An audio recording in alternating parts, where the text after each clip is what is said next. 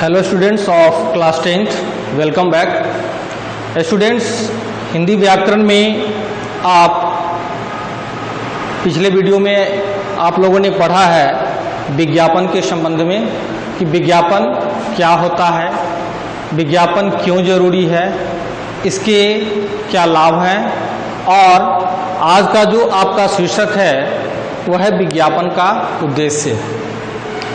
उद्देश्य कहने का मतलब विद्यार्थियों यह है कि विज्ञापन आखिर क्यों चाहिए, क्यों होना चाहिए विज्ञापन, इसकी क्या ज़रूरत है, इसका अपना क्या महत्व है, इसके संबंध में आज आप लोग पढ़ेंगे। ओके स्टूडेंट्स, तो चलिए शुरू करते हैं। विज्ञापन के उद्देश्य में पहला जो पॉइंट है वह है उत्पादों का व्यापक प्रचार। स्टूडेंट्स, उत्पादों कहने का मतलब क्या है? जो प्रोडक्ट है, सामान है, उसको उत्पाद कहा गया है। उत्पाद कई प्रकार के होते हैं, आपने एसएसटी में पढ़ा होगा। केवल किसी वस्तु को तैयार करना ही उत्पाद नहीं है, बल्कि सेवा का भी तैयार होना, सेवा की उपलब्धता, यह भी उत्पाद है। एक शिक्षक शिक्षा प्रदान कर रहे हैं तो यह भी एक प्रकार का उत्पाद है। एक डॉक्टर पेशेंट का इलाज करते हैं, वह भी एक प्रकार का उत्पाद है। ओके स्टूडेंट्स, तो उत्पाद के कई प्रकार भी हैं, सेवा का भी हो सकता है या फिर कोई वस्तु भी हो सकता है। तो जो विज्ञापन की जरूरत है उत्पाद के मामला में, तो विज्ञापन करता क्या है? तो किसी भी उत्पाद का, चाहे वह सेवा हो अथवा वस्तु, उसका व्यापक प्रचार करता है।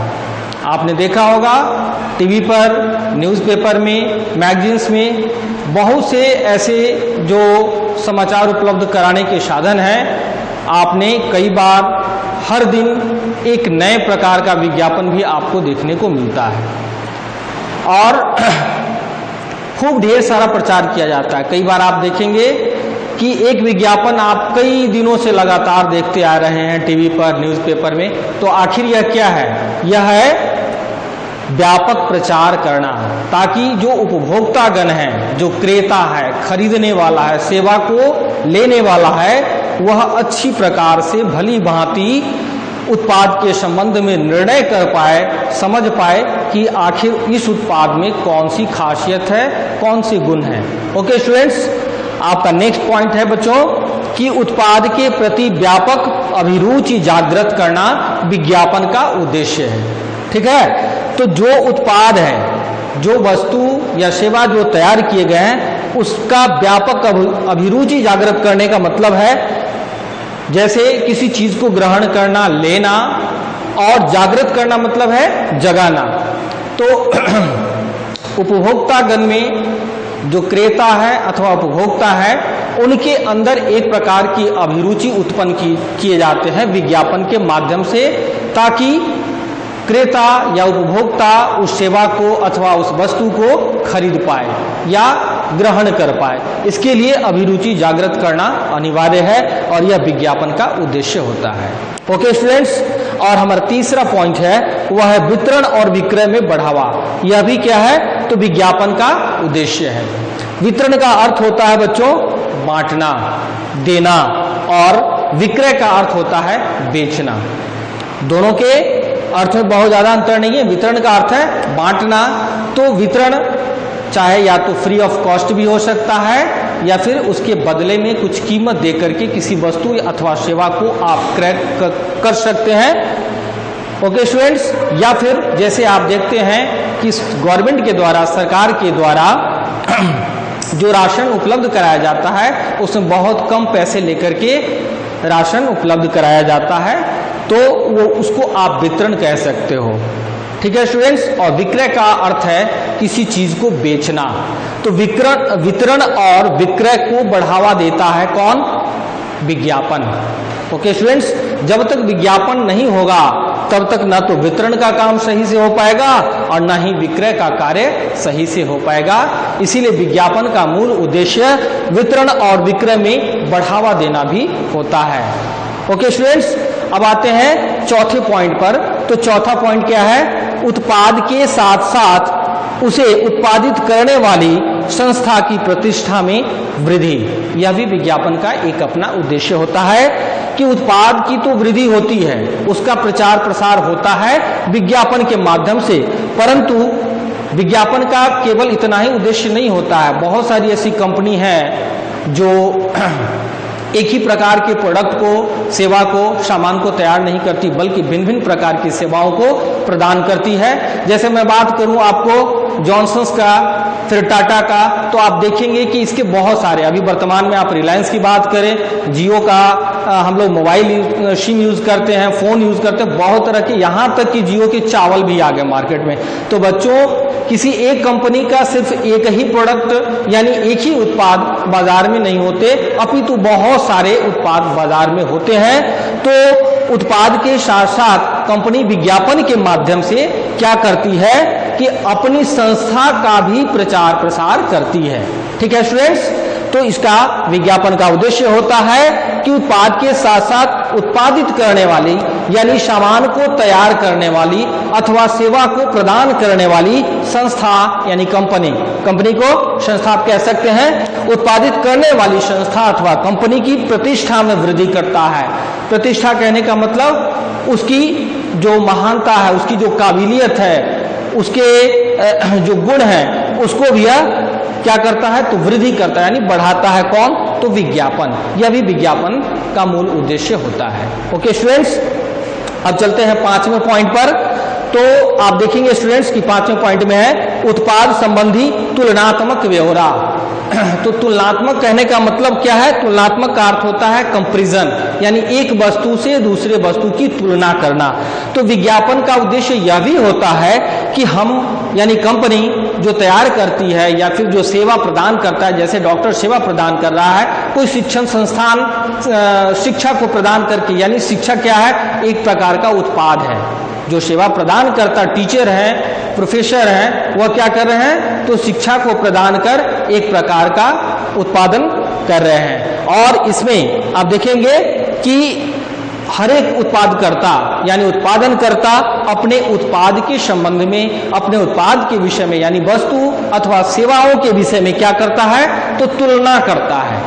आप देखेंगे कई बार टीवी पर ऐड आता होगा, तो अगर किसी वस्तु की तुलना करके भी बताया जाता है कि किस प्रकार से हमारा सर्फ जो है, या साबुन है, ब्रश है, या फिर खाने पीने की बिस्किट है, किसी भी तरह के जो वस्तु हैं, तो उसको और फिर अन्य वस्तु को तो वो छिपा देते हैं ताकि किसी की बुराई भी नहीं करनी चाहिए। यह भी हमारा एक नियम है और विज्ञापन का यह भी एक माध्यम है कि किसी दूसरे की आप बुराई नहीं कर सकते हैं, कंपैरिजन कर सकते हैं, तुलना आप कर सकते हैं, लेकिन दूसरे की बुराई नहीं करना है। तो दूसरा से हमारा प्रोडक्ट यानी दूसरे के प्रोडक्ट से, दूसरे कंपनियों के, दूसरे सेवा प्रदानकर्ता संस्था से हमारी संस्था या हमारी कंपनी किस प्रकार से अब हमारे सामान को अथवा हमारी सेवाओं को बेस्ट बताना है, यह सब एक कंपनी अथवा उत्पादकर्ता या सेवा प्रदाता करता है। तो तुलना भी करना जरूरी होता है। जब तक तुलना करके नहीं बताया जाता है कि किस प्रकार से अन्य वस्तु अथवा अन्य सेवाओं से हमारा जो तैयार किया हुआ सेवा है वह अच्छा है, तब तक ग्राहक इस बात को समझ नहीं पाएगा कि हम आखिर किस वस्तु को क्रय करें। तो कुछ न कुछ खासियत विज्ञापन के माध्यम से तुलनात्मक दृष्टि से बताना पड़ता है। ओके स्टूडेंट्स, चलिए अब है आपका पॉइंट नंबर 6। ठीक है, तो छठे पॉइंट में आप देखेंगे कि वैज्ञानिक चेतना का विकास करना।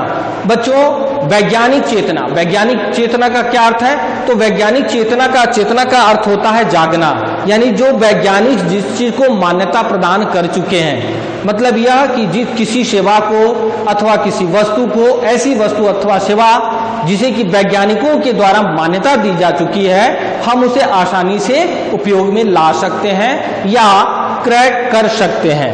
ठीक है स्टूडेंट्स, तो वैज्ञानिक चेतना का भी विकास होता है। किस विज्ञापन का उद्देश्य है? वैज्ञानिक चेतना का भी विकास करना, यानी वैज्ञानिक जो किसी चीज को बता रहे हैं कि आप इसको क्रय करो, आप इस सेवा को लो, वह किस प्रकार से बेस्ट है, वह विज्ञापन के माध्यम से ही पता चलता है। जैसे मैं एक उदाहरण के स्वरूप बताऊं आपको बच्चों, कि अभी जैसे कि कोरोना का दौर चल रहा है, कोरोना काल में आप देखेंगे कि बहुत सारे ऐसे गांव हैं जहां लोग अशिक्षित हैं, पढ़े लिखे ज़्यादा नहीं हैं, तो कोरोना का वैक्सीन वो नहीं लगवाते, कहते हैं कि यह हमारे लिए नुकसानदेह है। परंतु वैज्ञानिक क्या बता रहे हैं? वैज्ञानिक बता रहे हैं कि यह अनिवार्य है और इससे आपकी सुरक्षा निहित है इसमें, इसलिए कोरोना का वैक्सीन लेना आपको अनिवार्य है। तो वैज्ञानिक जब इस चीज की पुष्टि कर रहे हैं तो लोगों में क्या होता है? विश्वास ज्यादा जगता है। तो विज्ञापन का यह भी उद्देश्य होता है कि वैज्ञानिकों के द्वारा किसी सामान को, वस्तु को, सेवाओं को अगर आगे खरीदने के लिए प्रेरित किया जा रहा है या सेवा को लेने के लिए प्रेरित किया जा रहा है तो ऐसी सेवाओं को, ऐसी वस्तुओं को क्रय करने में कोई दिक्कत, कोई परेशानी नहीं है। और यह कार्य कौन करता है? तो विज्ञापन करता है। ओके स्टूडेंट्स, और चलिए पॉइंट नंबर 7 इसको देखते हैं। तो पॉइंट नंबर 7 में है बच्चों कि उपभोक्ता का ध्यानाकर्षण, यह भी विज्ञापन का उद्देश्य होता है। उपभोक्ता कौन है? तो उपभोक्ता हम, आप, ये, वे सभी हैं जो वस्तु को खरीदते हैं, जो सेवाओं को लेते हैं, वह क्या है? उपभोक्ता है। ओके स्टूडेंट्स, तो उपभोक्ता का ध्यानाकर्षण करना भी विज्ञापन का एक उद्देश्य होता है।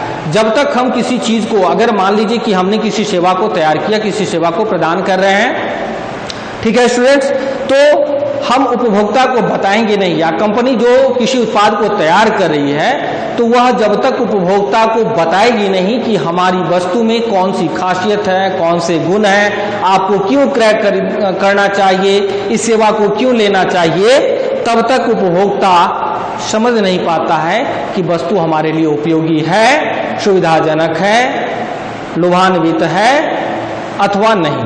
तो यह कौन करता है? तो यह करता है विज्ञापन। ओके स्टूडेंट्स, तो विज्ञापन का यह भी उद्देश्य है कि उपभोक्ता का ध्यानाकर्षण कराया जाए, उपभोक्ता खरीद पाए वस्तु को अथवा सेवाओं को ले पाए, इसके लिए उसको सही जानकारी उपलब्ध कराई जाती है। ओके स्टूडेंट्स, तो अभी आपने पॉइंट नंबर 1 to 7 7 पॉइंट को पढ़ा, इसके बाकी 3 और पॉइंट्स को मैं आपको बता रहा हूं। और स्टूडेंट्स, अब आप विज्ञापन के उद्देश्य में पढ़ेंगे पॉइंट नंबर 8, 9 एंड 10 को।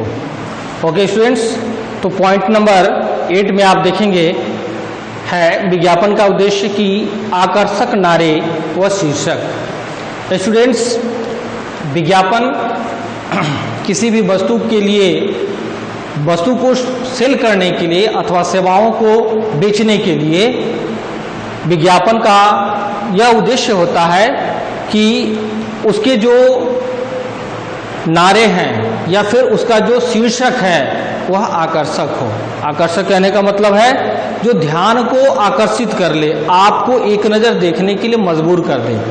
आप अक्सर देखेंगे बच्चों, छोटे छोटे शब्द बोले जाते हैं, जैसे टीवी पर या फिर अखबारों में छोटे शब्द होते हैं, लेकिन वह जो शब्द होता है छोटा जरूर होता है, लेकिन वो बड़ा ही आकर्षक होता है और हमारी ध्यान को बड़े आराम से खींच लेता है अपनी तरफ। हम देखने के लिए मजबूर हो जाते हैं, एक नज़र देखते हैं, उसको पढ़ते हैं अथवा टीवी पर जब बताया जा रहा होता है तो बड़े गौर से हम एक बार सुन लेते हैं। ओके स्टूडेंट्स, तो विज्ञापन का यह उद्देश्य है कि एक आकर्षक नारा व शीर्षक हो। नारा कहने का मतलब यहाँ बहुत नारा लगाने की जरूरत नहीं है। नारा कहने का यहाँ यह अर्थ है कि इस तरह की बात को रखा जाए, ऐसे शब्दों का प्रयोग किया जाए विज्ञापन में जो छोटा हो परंतु आकर्षक हो, जो किसी दूसरे का ध्यान आसानी से अपनी ओर आकर्षित करता हो। ओके स्टूडेंट्स, और अब जो 9वां पॉइंट है वह है उपभोक्ता में विश्वास जगाना विज्ञापन का उद्देश्य है। स्टूडेंट्स,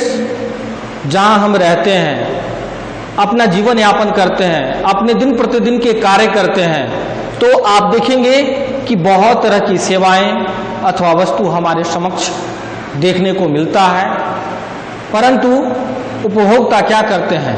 उपभोक्ता वही करते हैं जो उनके मन को भा जाता है, उसी चीज को क्रय करते हैं, उसी वस्तु को खरीदते हैं, उसी सेवा को अपने लिए लेते हैं जो उनके मन को मोह लेता है या उनके लिए उचित लगता है। ओके स्टूडेंट्स, तो उपभोक्ता में एक प्रकार से विश्वास जगाना पड़ता है वस्तु के प्रति अथवा सेवाओं के प्रति, और यह विश्वास जगाने का काम कौन करता है? तो यह विश्वास जगाने का कार्य करता है विज्ञापन। ओके स्टूडेंट्स, तो विज्ञापन का यह उद्देश्य होना चाहिए या होता है कि उपभोक्ता में विश्वास जगा पाए। इस प्रकार का विज्ञापन तैयार किया जाए कि उपभोक्ता वस्तु तथा सेवाओं के प्रति विश्वास कर पाए। ओके स्टूडेंट्स, और अब जो विज्ञापन के उद्देश्य में सबसे आखिरी पॉइंट है वह है उत्पाद विक्रय संबंधी आकर्षक योजनाएं। स्टूडेंट्स, आप देखेंगे कि कई बार उत्पाद के संबंध में उत्पादनकर्ता क्या करते हैं? तो उत्पादनकर्ता तरह तरह की योजनाएं निकालते हैं। आकर्षक कहने का मतलब है जो मन को भा जाए, आकर्षित कर ले, ऐसी योजनाएं उपभोक्ताओं के समक्ष रखते हैं कि अगर जैसे आप साधारण सी बात करें, आप शॉपिंग मॉल में जाते हो तो कभी कभी आपको देखने के लिए मिलेगा by one get one free, मतलब एक खरीदिए और एक फ्री पाइए। आखिर इसमें क्या छिपा है? यह भी एक प्रकार का विज्ञापन है स्टूडेंट्स। छोटा सा शब्द है, एक खरीदो एक मुफ्त पाओ। क्या उसमें कंपनी की लागत नहीं है? निर्माणकर्ता का उसमें लागत नहीं है? लागत है, परंतु ऐसा करने का उसका क्या उद्देश्य है? तो वह अपने वस्तु को, अपनी सेवाओं को ज्यादा से ज्यादा प्रचारित कर पाएगा, आपके हमारे ध्यान को आकर्षित कर पाएगा। तो इस प्रकार की अनेकानेक आकर्षक योजनाएं कई बार उपभोक्ताओं के समक्ष उपलब्ध कराए जाते हैं। जैसे अब बात करें बच्चों कि अब फेस्टिवल का त्यौहार सब आने वाला है अक्टूबर में, जो अक्टूबर मंथ होगा, तो आप देखेंगे कि जैसे ये मोबाइल फोन है, टेलीविजन है, टीवी है, बहुत सारे इलेक्ट्रॉनिक उपकरण हैं, तो निर्माणकर्ता क्या करता है? उस पर काफी ज्यादा डिस्काउंट कर देता है। हम और आप क्या होते हैं? लोभान्वित हो जाते हैं, अरे इतना ज्यादा डाउन हो गया है, इतना ज्यादा कम कीमत है, चलो अभी क्रय कर लेते हैं। हमेशा याद रखेंगे बच्चों, वैसी परिस्थिति में कंपनी का या फिर उत्पादनकर्ता का उद्देश्य होता है हमारे आपके मन में उस वस्तु के प्रति विश्वास जगाना, आकर्षक योजनाएं देकर के अपने कंपनी के प्रोडक्ट को यानी उत्पाद को लोगों का विश्वास लेकर के उस वस्तु तथा सेवाओं को उपभोक्तागण में देना या फिर बेचना। ओके स्टूडेंट्स, तो आपने अभी टोटल 10 पॉइंट को पढ़ा कि विज्ञापन का क्या उद्देश्य है। इस सभी पॉइंट्स को आप होमवर्क की कॉपी में करेंगे स्टूडेंट्स और याद रखेंगे, क्योंकि इससे रिलेटेड एक प्रश्न जो लगभग 4 अंक का होता है वह बोर्ड के एग्जाम में भी पूछे जाते हैं। तो विज्ञापन आप कैसे लिखोगे अब अगले क्लास में मैं ये बताऊंगा। आज के लिए आपका ये टॉपिक रहा और इस टॉपिक को यानी इस शीर्षक को कि विज्ञापन का उद्देश्य क्या है आप सभी कंप्लीट करेंगे। Okay students, thank you all of you.